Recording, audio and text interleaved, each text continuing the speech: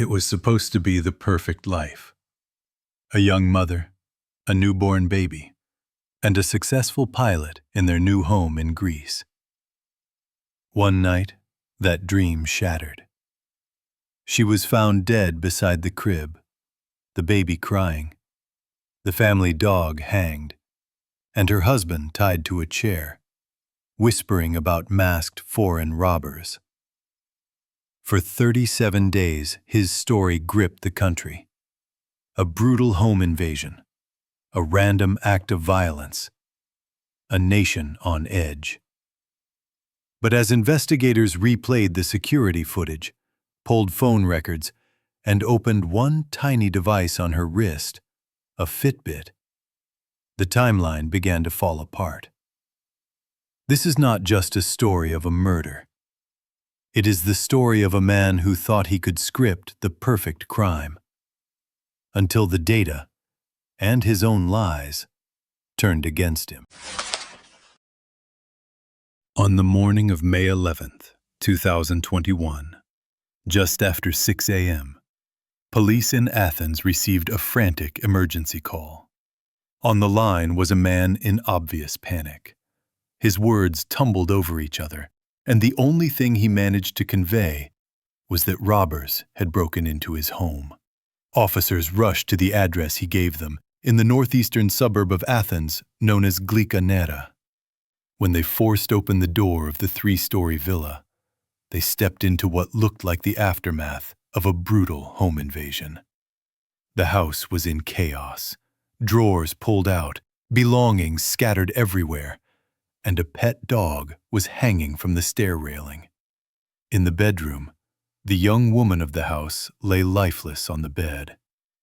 Next to her, the husband was bound hand and foot, his eyes and mouth taped shut. The most devastating sight was the baby, less than a year old, crawling on the mother's body as if trying to wake her up.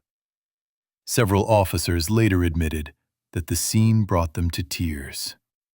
Police cut the ropes and ripped the tape from the husband's face, freeing him from the bed. The moment he was unbound, he turned to his wife and said, "Baby, are you okay?" Only then did he realize she was already dead. Once he had calmed down, the man began to describe what he claimed had happened in the early hours of the morning. Around 4:30 a.m., he said, 3 masked men, armed with guns, broke into the house, killed the barking dog by hanging it, and demanded money from the couple. During the robbery, his wife thought the gunmen were going to shoot the baby. She fought back desperately and was suffocated when they covered her nose and mouth. He claimed that the robbers tied him up with tape over his eyes and mouth, and that he eventually passed out. When he woke up and realized the robbers had gone, he said he somehow loosened the tape and used his nose to operate his phone and call the police. Officers quickly noticed there had been a security camera outside the house, but its memory card was missing. According to the husband, the intruders had taken the card, along with jewelry and 15,000 euros in cash. He said all 3 men wore masks, but that one of them briefly removed his, revealing a heavy-set, dark-skinned man under 30. Most importantly, he told police that the men spoke with accents that did not sound Greek, so they must have been foreigners. From a set of photos, he even picked out the exact models of the 2 handguns the robbers supposedly used: a silver Colt and a black pistol rarely seen in Greek crimes. At the time, Greece was in the middle of a wave of violent thefts by foreign gangs from neighboring countries like Albania and Bulgaria. Just 4 days earlier, there had been a similar robbery only 20 minutes' drive from Nera, and investigators immediately focused on the same gang. Soon, a 43-year-old Georgian man was arrested at the border with a fake passport, and DNA confirmed he was involved in the other robbery. However, no evidence linked him to Caroline's death. And inside the villa, Police could not find a single fingerprint or DNA trace from any supposed third person. As days passed, detectives began to suspect that this home invasion might be far more complicated than it first appeared, or that the three masked robbers might never have existed at all. The brutality of the crime and the image of a baby crawling on her mother's body quickly made headlines across Greece and abroad. As more details emerged about the family, the public narrative settled on a tragic theme: a golden couple destroyed by random violence. The young woman was identified as Caroline Crouch, not yet 20 years old at the time of her death. Her father was a retired British engineer who had chosen to spend his retirement in Greece, and her mother was of Filipino descent with Greek ties. Caroline herself was born and raised in Greece, living with her parents on the picturesque island of Alonissos before her marriage. On the island, with its small population, she was known as a kind of local little star, pretty, outgoing, and full of energy. In high school, she not only excelled academically, but also loved sports and earned a black belt in karate. When Caroline was 15, she met Babis Anagnostopoulos, a helicopter pilot who was vacationing on the island. The two quickly fell in love. Babis was 12 years older, but he was handsome, financially comfortable, and came from what seemed like a good family. Caroline's parents approved of the match, and on July 15, 2019, just 3 days after she reached Greece's legal marriage age, they held their wedding. After the wedding, the couple moved into a luxury house in the suburbs of Athens, and in June 2020, welcomed their baby daughter. Just days before the crime, they had bought a plot of land to build an even larger house, and Caroline was preparing to start university studies in Athens. From the outside, their life looked like it was just beginning. Young love, a new baby, a new home, and bigger plans on the horizon. After the killing, police launched an intensive investigation and offered a €300,000 reward for information, while the media and public mourned Caroline and called for a crackdown on foreign gangs. The man at the center of this tragedy, the husband who had survived, stepped naturally into the role of grieving widower in front of cameras. On social media, he posted photos of himself with Caroline, adding emotional captions in her memory. Greek reporters often waited outside his home, and he almost always agreed to speak, voice low, face full of apparent sorrow. Some police officers and journalists later felt that his performance was too much. Most victims' families avoid cameras, but he seemed eager to talk. Observers noted that from the day of the crime, no one had actually seen him shed a single tear. A body language expert interviewed by a British tabloid later said that although he covered his face with his hands and pressed the corners of his eyes as if to show grief, his overall facial expression did not match genuine sadness. For weeks, however, his act convinced almost everyone, including Caroline's own parents. On June 17, 2021, 37 days after the killing, Caroline's memorial service was held on her home island of Alonissos. Almost the entire island turned out to say goodbye, and Babis stood in the middle of the crowd, holding their baby daughter in his arms. With tears in his voice, he read a eulogy, saying how lucky he was to have known and loved Caroline, calling her the source of his joy. He added that what saddened him most was that their daughter would grow up without any memory of her beautiful mother. Midway through the service, 2 officers from Athens arrived by helicopter and walked straight into the ceremony. They told Babis they had arrested a suspect and needed him to return to Athens immediately to help with an identification. When he asked to stay until the service ended, they insisted the matter was urgent and warned him not to call anyone. He handed his baby to Caroline's parents and left the island in the helicopter with the officers. At the Athens police headquarters, Babis asked the officers where the suspect was, only to hear the reply, "There is no one else. You are the suspect." That evening, a bombshell announcement spread through Greek and British media. After 8 hours of interrogation, Babis had confessed to killing his wife.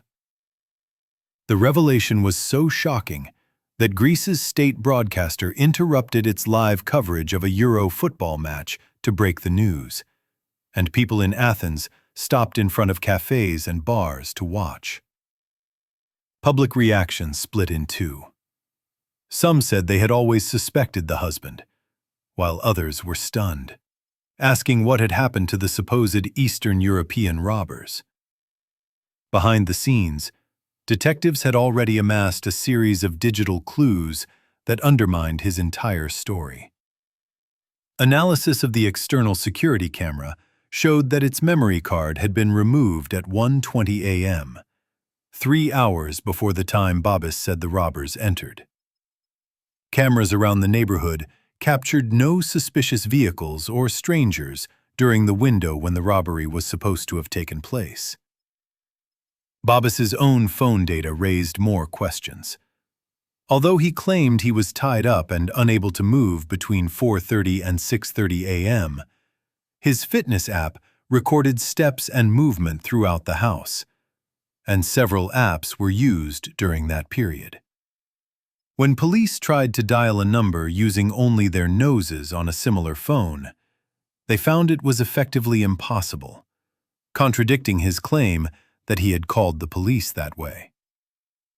The most crucial piece of evidence came from the Fitbit that Caroline wore while she slept.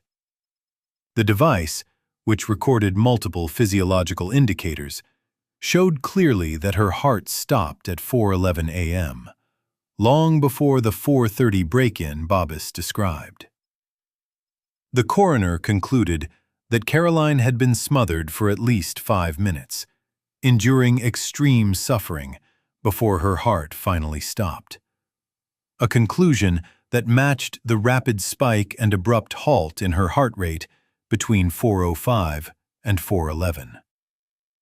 The expert also believed Caroline had been asleep before she was attacked. Investigators were stunned by how well Babis had acted.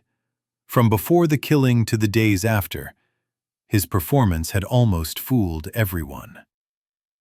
To disguise the murder as a robbery, he had removed the camera's memory card, waited for Caroline to fall asleep, smothered her, then taped his own mouth and eyes and tied his own limbs before calling the police. He hanged the family dog from the stair railing, later telling officers that most people would never suspect a man who could do such a thing to his own pet, making the scene look more like a real robbery. To further win sympathy, he placed the baby on Caroline's body, ensuring that the first officers to enter would see that heartbreaking image. He even rehearsed the details of the fake robbery, drawing on the experience of a flight instructor he knew who had once been robbed at home, and he sprinkled in references to dark-skinned foreigners with heavy Greek accents, because he knew that was a story the country was ready to believe. One journalist later remarked that Babis knew exactly what Greeks would believe, so the story he invented was easily accepted by both the police and the public. A British television documentary about the case would eventually be titled "The Murder That Fooled the World." Even after Babis confessed, one question refused to go away. Why would he kill his wife? As investigators dug deeper, they found that the couple's relationship was far from the perfect love story presented to the public. Caroline had kept several diaries, and their contents showed that the marriage had long been in serious trouble. She had fallen in love with Babis at 15 and married just after turning 18, still essentially a child herself. Through her diary, we see that once married life began, she realized they might not be a good match. Babis was more than 10 years older, with far more social experience, and he could easily handle her in every aspect. Caroline's feelings toward him became a complex mix of love, resentment, and fear. As early as 2019, before she was pregnant, Caroline had thought about separating and even went out to look at apartments. After the baby was born, arguments between the couple became more frequent, but Caroline could not bring herself to leave, wanting her daughter to grow up in a complete family. Her diary is full of hesitation and pain. I want to leave. I don't know if I can go on with Babis. I love him deeply, even though this relationship has hurt me. I still can't leave him. Some entries describe arguments that escalated into physical confrontations. We had a big fight again. I cursed him and hit him, and he smashed the door. Many passages are written in code, suggesting Caroline was afraid he would read them. She never shared these problems with her parents, who continued to believe their daughter and son-in-law were happily married. In the days just before her death, Caroline wrote again about wanting to leave Babis, and her phone records show she was preparing to book a hotel to stay at with the baby. The day before she died, she texted her close friend Theoni Angelakopoulou, saying she was crying and feeling terrible. Theoni invited her over for lunch, and Caroline confided that the house and the baby were putting huge pressure on her, and that she no longer felt any happiness. The taxi driver who took her there happened to be a friend of Babis's, and he showed up at Theoni's home, uninvited, to pick Caroline up, something the friend said had happened many times before. Wherever Caroline went to see friends, Babis would often follow and use location tracking apps on his phone to monitor her movements. A neighbor, Angeliki Gerulimatu, noticed that whenever she chatted with the couple, Babis liked to answer for his wife, and Caroline would fall silent as soon as he started talking.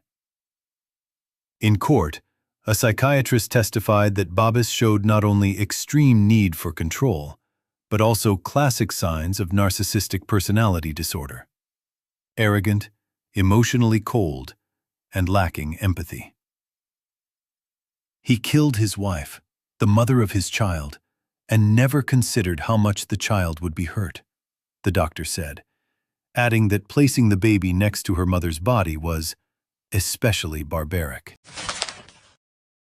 By the time the case went to trial, Babis had already confessed to the killing, so the main legal question was whether it was premeditated or a crime of sudden passion. Babis and his lawyers argued that the killing happened during an argument, in a moment of hot blood. He claimed Caroline had threatened to throw the baby during the fight, and that he acted to protect their daughter. He said he invented the robbery story for the sake of his child, because he did not want her to grow up without parents. Journalist Giota Tessi, who attended the hearings, observed that Babis seemed well prepared, using legal terms so fluently that one might have mistaken him for a lawyer. In fact, he was studying law in prison, and during the trial, he even requested leave from court to sit for a national law exam. One of the questions, ironically, concerned violence against women. The judges and jurors, however, did not accept his version of events. Given how meticulously the crime had been staged, including removing the camera's memory card 3 hours before the killing and smothering Caroline for 6 minutes, it was difficult to see it as a momentary outburst. On May 16, 2022, after a month-long trial, the jury unanimously found Babis guilty of murder and rejected the idea of a crime of passion, sentencing him to life in prison. He was also sentenced to 10 years in prison and fined €21,000 for animal cruelty, reflecting the severity with which Greek law punishes killing animals. For filing a false report and giving false testimony, he received an additional 18 months to be served as part of the life sentence. After hearing the verdict, Babis told reporters that no court sentence could shock him more than his wife's death and suffering. Not long afterward, he filed an appeal. In September 2023, the appeals court upheld the original verdict, though he still has the right to petition the Supreme Court. His lawyer says he now works as an accountant in the prison cafeteria and continues to study law. After the murder, the couple's daughter Lydia was initially cared for by Babis's parents, but the court later awarded custody to Caroline's parents. A few weeks later, Lydia's maternal grandmother, who is originally from the Philippines, took the child back there to live with her cousins, cutting off contact with her father's side of the family. Lydia's surname was changed to Crouch, matching her mother's. Today, Lydia is 5 years old. She knows that her mother is dead, but not that her father killed her, and not that she herself witnessed it as a baby. Her grandparents say they have no idea how to tell her the full truth, but they know that one day she will have to learn it.